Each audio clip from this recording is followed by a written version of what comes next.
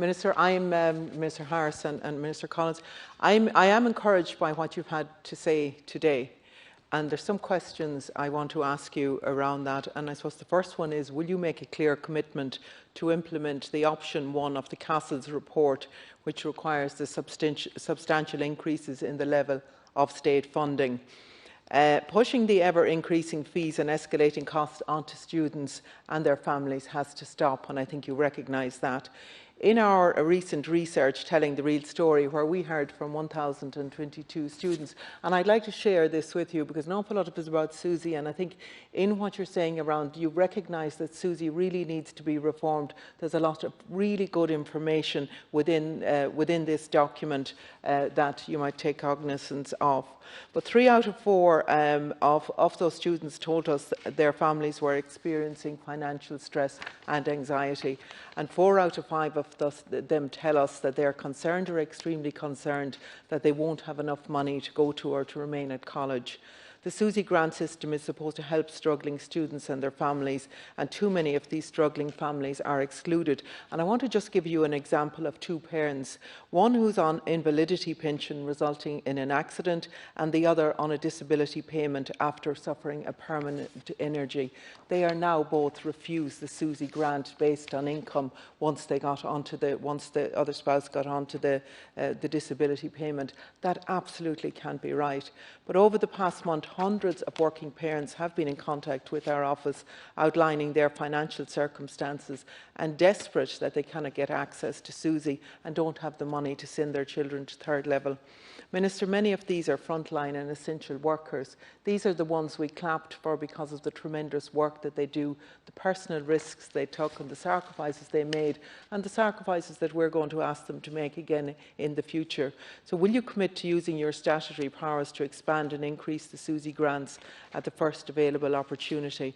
Young people with autism are excluded as well because many of them need to study full-time online courses, and mature students with their own children are also assessed on parents' income. Young people who are estranged from their parents, often the very most marginalised, are being told as well that they don't qualify. So there's story after story of hardship and exclusion. These students do not qualify for support, but they're also forced to pay the extortionate fees of €3,000. Now, I hope you'll not try to push the responsibility for this onto the 3rd level institutions. The upper limit is set by the government in the full knowledge that the colleges will have to charge that amount. So do you accept that in practical terms fees are set by the government, not by the institutions? Now, I welcome your recent acceptance that the fees were too high, but however, you'll forgive me for being a bit sceptical, because we all remember the Labour education spokesperson in February 2011 and the photo op signing the big USI pledge outside Trinity College, promising to freeze fees at €1,500. They also pledged to reverse the €500 increase that was made by committed to be made by the Fianna Fáil Education Minister in 2011-2012. Well, we know that Labour promise amounted to a hill of beans. They did not reverse the €500, and they oversaw the €250 per year increase to €3,000. So this, by any reasonable definition, is unacceptable. Minister, I want you to clarify maybe a number of questions first. Do students receiving the pandemic payment lose this once that they take up the college place? Because many of these students are now relying on these jobs to get them through college. The second question, are those who choose to sit their Leaving Cert in November but won't be taking up a college place until September and October next year entitled to claim an unemployment benefit if they cannot find a job in the interim? And if they don't, what are they supposed to live on? What provision have you made for the 20,000 students who sat their Leaving Certs last year? Now, I acknowledge the increase in places, but I am concerned around how they're going to be judged and if they're going to be at a disadvantage this year because of the increases in the grades. Also, Minister, I'd ask you to look at an area with the supports that are available for students studying abroad, particularly in the Netherlands. These young people who are on campus maybe 1 day a week, but they have to stay there because they cannot come home because of COVID-19. They're not entitled to a full grant, and they go to the college for 11 months of the year. A lot of them are being faced in very difficult financial circumstances.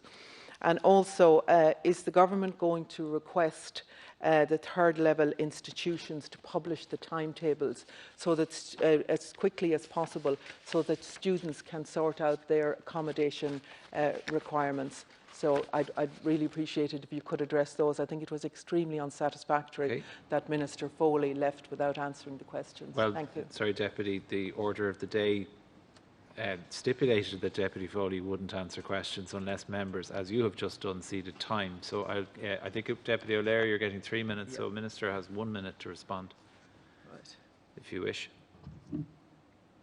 You may if you wish. That was the format, actually. Members may cede time to you to answer if they so wish. Oh, sorry, I wasn't aware of that, but I'm more than happy to respond. So in the brief time, if I don't get to all of the issues, I'll write to you. I'll write to you, Deputy Conway-Walsh, if that's okay.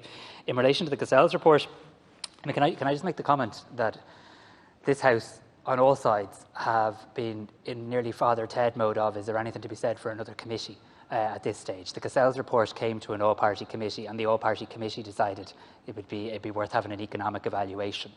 Before my time in the department, or before the existence of the department, that economic evaluation was commissioned with input from the European Commission. It's due back, hopefully early in 2021. And what I can say to you is, I will not be found wanting in acting then. I'll be informed by it, but not necessarily led by it. I don't want to see students starting out their working life levelled with significant debt is the approach I bring to that. In relation to SUSI reform... Minister, I'm going to have to ask you to take your seat. Deputy O'Leary has the 3 minutes left. So I don't want, for people who don't understand, who watch these proceedings at home, I don't want people to think I don't wish to answer the question. I accept that, Minister. Thank you.